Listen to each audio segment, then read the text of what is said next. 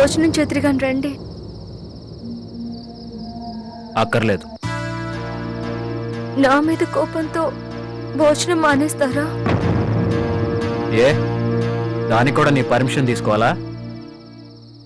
నువ్వు చెప్పిన మాటలు నమ్మి దారిని పోయే ప్రతి వాడు, ఆఖరికి ఆ బీట్ కానిస్టేబుల్ కూడా వచ్చి ఎందుకు నీ భార్యతో కాపురం చేయట్లేదు అని బెదిరించేళ్తాడు. భోజనం మానేస్తానని మాత్రం అనకండి. ఏమండి, ఏంటండి ఆ మొండితనం? ఆ శ్వేత ఉందన్న ధైర్యమేగా మిమ్మల్ని ఇలా మాట్లాడిస్తుంది. అడ్డు తప్పుకోలేక నన్ను విసిగించుకో. విసిగించడం ఏంటండి? నీ మాట్లాడి నల్ల తప్పే ఉంది. లేక ఇల్లాల్ని కాదని బయట ఆ వెలియాలతో తిరిగిదామనేగా మీ ఆలోచన. అది చెప్తే తప్ప? మీరేంటైనా చెప్పండి. శ్వేత ఒక వెలియాలు వెలియాలు వెలియాలు లేక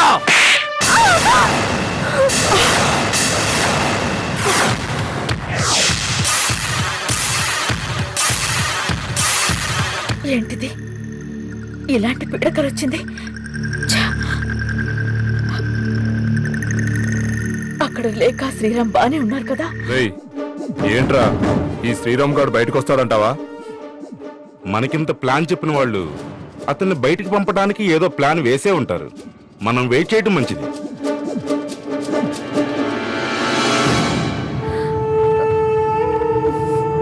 ఏంటి శ్రీరామ్ ఇంకా రాలేదు? ఏంటి శ్రీరామ్ లేఖతో సంసారం చేస్తాడా ఏంటి?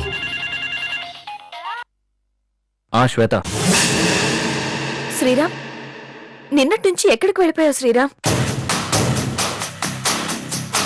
మాట్లాడవేంటి శ్రీరామ్? లేఖ నా ఇంట్లో దిగబెట్టడానికి వెళ్ళిన వాడివి ఇంతవరకు రాకపోతే నేనేమనుకోవాలి? శ్రీరామ్, నిన్ను చూడాలనుంది, ఒకసారి వస్తావా? సరే, నేను ఇప్పుడే బయలుదేరతాను. ఈ కీస్ ఏంటో తెలుసా? ఇప్పుడు మనం ఉంటున్న ఈ ఇంటి తాళాలు మొత్తం లాక్ చేశాను. ఎందుకు చేశానో తెలుసా? నీకోసమే. చెప్పా పెట్టకుండా పారిపోవడం నీకు అలవాటు కదా, అందుకే ఇలా చేయాల్సి వచ్చింది. నువ్వు మళ్ళీ ఇలా పారిపోయావు అనుకో, నా కోడల్ని ఏం చేసావని మా అమ్మ, నా కూతుర్ని ఏం చేసావని మీ అమ్మ నాన్న.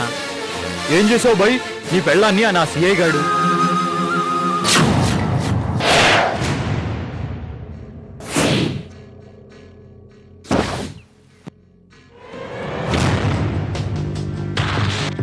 హలో మేడం, ఇక్కడ చాలాసేపు నుంచి వెయిట్ చేస్తున్నాం. ఇప్పుడే శ్రీరామ్ బయటికి వెళ్లేటట్టు ప్లాన్ చేశాను.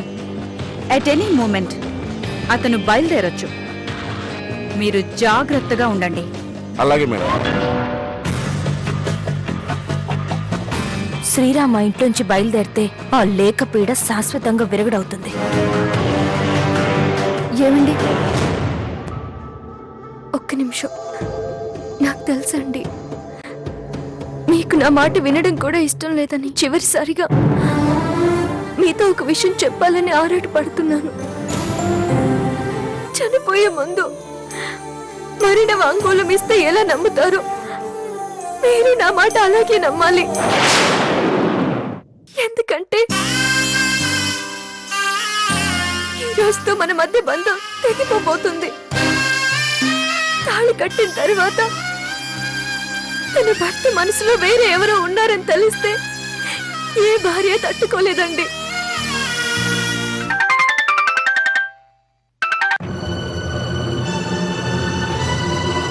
హలో హలో, అమ్మ లేక, ఎలా ఉన్నావు? బాగానే ఉన్నాను అత్తయ్య. నీకు ఒక విషయం చెప్పాలని ఫోన్ చేశాను. చెప్పమ్మా. నేను ఇల్లు వదిలి వెళ్ళిపోతున్నాను అత్తయ్య గారు. లేక, నువ్వు అలాంటి పిచ్చి పనులు ఏం చేయకమ్మా. నేను వెంటనే బయలుదేరుతున్నాను. ప్లీజ్, నేను వచ్చే వరకు నువ్వు అక్కడే ఉండు.